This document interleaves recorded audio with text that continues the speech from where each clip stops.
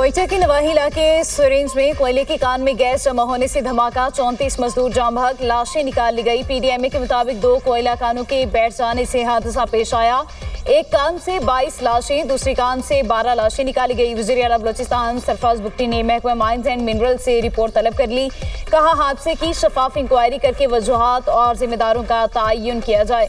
अगर किसी भी सतह पर गफलत या कोताही साबित हुई तो जिम्मेदारों के खिलाफ कानून के मुताबिक कार्रवाई होगी। सदर मुमलिकत और वज़ीर आज़म का हादसे पर गहरे रंजो गम का इजहार। आसिफ अली जरदारी की सोगवार खानदानों से ताज़ियत। कहा, मेहनत कश तबके का तहफ़्फ़ुज़ रियासत की मुश्तरका जिम्मेदारी है। शहबाज शरीफ ने कहा, मेहनत कश अफराद हमारे मुल्क का कीमती असासा हैं।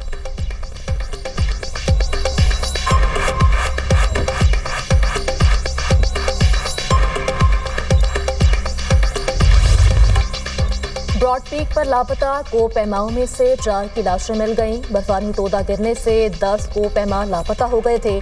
मजीद 6 की तलाश के लिए ऑपरेशन जारी। सर्च एंड रेस्क्यू ऑपरेशन की क़यादत मारूफ पाकिस्तानी को पैमा सरबाज खान कर रहे हैं। गुज़श्ता रोज़ ब्रॉड पीक सर करने की कोशिश में को पैमाओं की टीम अचानक बर्फानी तोदे की जद में आ गई थी।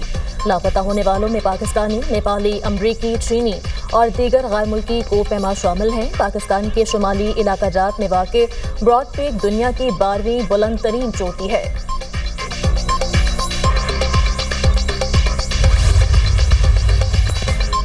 बलोच कौम को लाहासिल जंग की तरफ धकेला गया। सियासी जमातें शहीदों पर सियासत ना करें, वर्दी के तक़द्दुस की पामाली कबूल नहीं करेंगे। वज़ीर आला बलोचिस्तान सरफराज बुगटी का कोयटा में तकरीब से खिताब।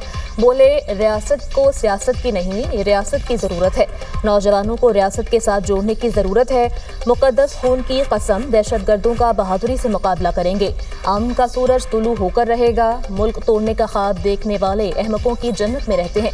अगर कोई बंदूक के जोर पर अपना नजरिया मुसल्लत करना चाहता है तो वो भूल जाए कि सरफराज बुगटी सरेंडर करेगा। CTT और SCIOW की तनख्वाहों और दीगर मरात में इजाफा किया जाएगा।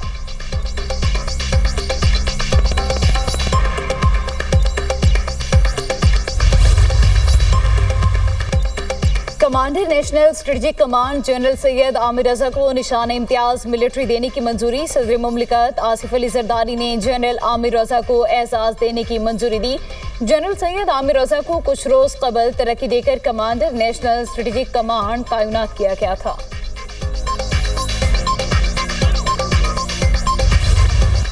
बोर्ड ऑफ पीस ने गजा में हमास के गैर मुसल्लह होने का मुआहिदा कर लिया।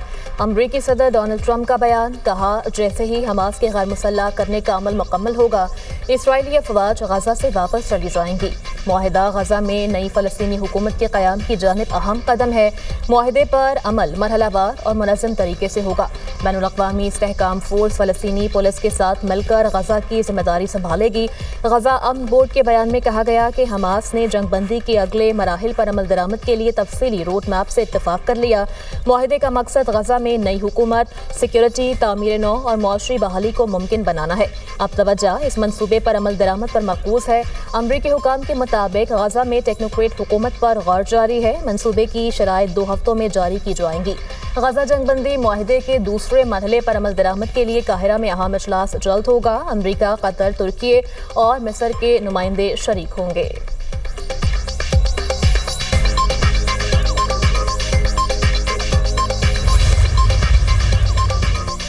हमास के गैर मुसल्लह होने का मामला इसराइल के गजा से इनखला और तामीर नौ में पेशरफ्त से मशरूत है। हमास के मुज़ाकराती वफ़द के रुकन गाजी हम का कहना है, मुआहिदे पर अमल दरामद यकीनी बनाने के लिए सालिस किरदार अदा करें। उम्मीद है बोर्ड ऑफ पीस और सालिस इसराइल को मुआहिदे का पाबंद बनाएंगे। हमास ने ऐसी शराइत तय करने की कोशिश की जो फ़लस्तीनी मुफादात के मुताबिक हों। अपने मौक़िफ़ पर कायम है। फ़लस्तीनी अवाम के हुकूक़ का तहफ़्फ़ुज़ बुनियादी तरजीह है।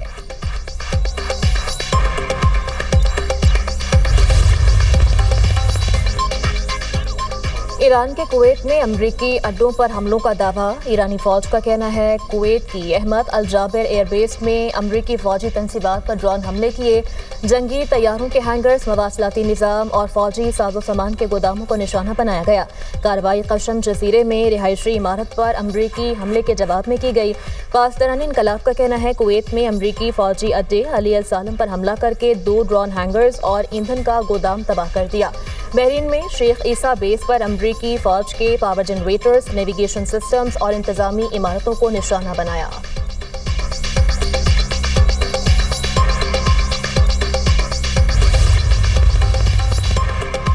हमला करके बचकर निकल जाने का दौर खत्म हो चुका। ताबूत भी अमरीकी फौज के अस्करी साजो सामान का हिस्सा बन चुके हैं। खातिमुल अंबिया सेंट्रल हेडक्वार्टर के सरबराह मेजर जनरल अली अब्दुल्लाही का बयान, कहा अमरीका और उसके इत्तेहादी अब ईरान को बखूबी समझ चुके हैं।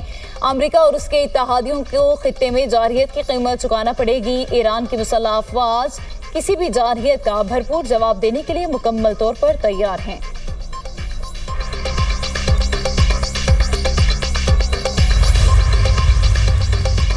अमेरिका की ईरान से मुंसलिक इदारों और अफराद पर नई पाबंदियां। चीन, भारत, रूस और ईरान से ताल्लुक रखने वाले 6 इदारों और अफराद पर नई पाबंदियां आयद कर दी गई।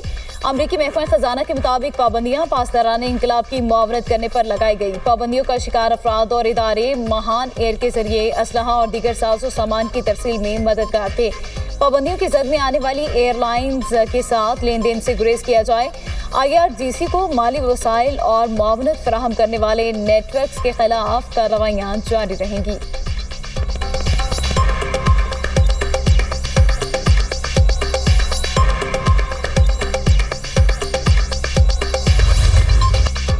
पेट्रोलियम मसनूआत की कीमतों में एक बार फिर इजाफा। पेट्रोल ₹1.09 महंगा, डीजल की कीमत ₹2.42 फी लीटर बढ़ गई। ओगरा ने पेट्रोलियम मसनूआत की कीमतों में इजाफे का नोटिफिकेशन जारी कर दिया। इजाफे के बाद पेट्रोल की नई कीमत ₹336.15 फी लीटर हो गई। डीजल की नई कीमत ₹393.04 हो गई।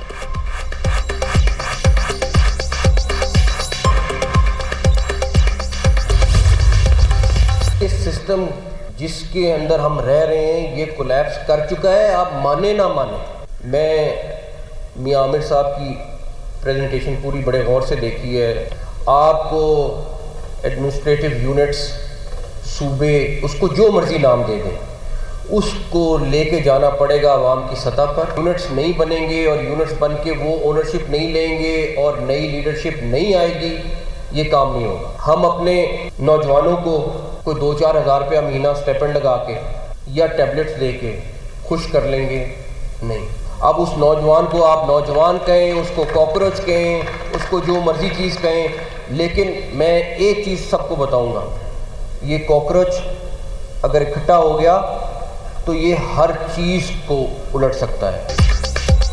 नई इंतजामी यूनिट बनाना नागुज़ीर, सिस्टम तबाह हो चुका। इस निज़ाम में मसाइल हल नहीं हो सकते। नई इंतजामी यूनिट या सूबे ही मसाइल का हल है। नौजवान चाहते हैं सिस्टम को ठीक किया जाए। ये कॉकरोच इकट्ठे हो गए तो पूरा निज़ाम उलट देंगे। कॉकरोचों के इकट्ठा होने से पहले निज़ाम दुरुस्त करें, नए सूबे बनाएं। नए सूबों के मामले पर सियासतदान सर जोड़ कर बैठें। ये मामला पार्लियामेंट में लाना चाहिए। सूबों का मामला अवामी सतह पर लेकर जाना होगा। वफाकी वज़ीर दाखिला मोहसिन नकवी का फर्स्ट पाकिस्तान इकनॉमिक समिट से खिताब, कहा मियां आमिर महमूद की तजावीज़ को सुना है। नई यूनिट बनाने से नई लीडरशिप सामने आएगी। जब तक नई लीडरशिप नहीं आएगी मसाइल हल नहीं होंगे। हम नौजवानों को 2-4 हज़ार रुपये, लैपटॉप या टैबलेट्स देकर खुश नहीं कर सकते। नौजवान नस्ल नौकरियां मांगती है, हक मांगती है। नौजवानों को मौके देने के लिए हमें अपनी नीयत ठीक करनी होगी। 40 साल एक घर में रहें और तो उसको मरम्मत की ज़रूरत होती है। जब तक जमहूरियत ठीक नहीं करेंगे माहौल ठीक नहीं होगा। पाकिस्तान जिस हालत में है उसके जिम्मेदार यहाँ बैठे हैं।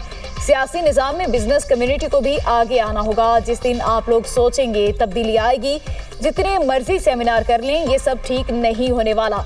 शहबाज शरीफ 12 से 14 घंटे काम करते हैं, 18 घंटे भी काम कर लेंगे तो हम सिर्फ फायर फाइटिंग ही कर रहे हैं। इस निज़ाम में हर चीज़ बुरी नहीं, लेकिन मसाइल हल होने का नाम नहीं ले रहे। आम आदमी चाहता है कि उसे उसकी दहलीज पर इंसाफ मिले। आज भी एक बंदे को इंसाफ लेने के लिए 7 से 8 घंटे तक सफ़र करना पड़ता है। हम कर्ज लेते हैं लेकिन सिस्टम ठीक नहीं करते। सियासी जमातों से दरख्वास्त है इख्तलाफात भुलाकर मुल्क के लिए एक साथ बैठें। इंतजामी माली ताकत निचली सतह तक ले जाने के लिए सियासी जमातों, स्टेक होल्डर्स को मिलकर फैसला करना है। नए सूबे नहीं बनाएंगे तो मसाइल हल नहीं होंगे।